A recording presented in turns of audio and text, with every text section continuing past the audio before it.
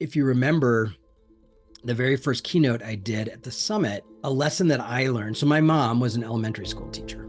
So I grew up in a house of the attitude of teaching and helping.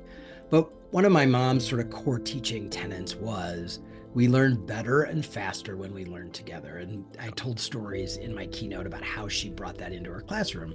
And I think that was really sort of the core of the community building I did, which was me recognizing I was not the only teacher in the room, that everybody who came into the community as an agency owner or leader had learned something along the way.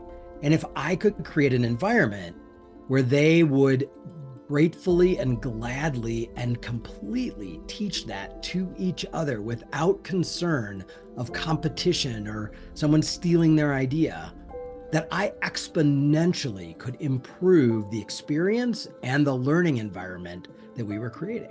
And so I think with that in mind, that's how it starts. And then I think it's about cultivating that community, right? Having very little tolerance for anybody who's going to try and take advantage of the community.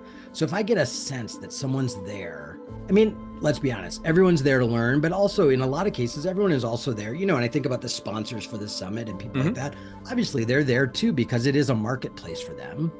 But some of the rules we have around sponsorship, for example, we will never give them an attendee list. I don't care what level of sponsorship they have. Your job is to make your own list by actually getting to know these people, right? We don't tolerate any selling from the stage. We have people ask us all the time if they can buy a keynote spot. The answer is absolutely no. So it's not just about the creation of the community, but it's also the careful curation and protection. I'm very protective of the community, and anybody who threatens the community in any way is going to have a conversation with me that is going to be uncomfortable.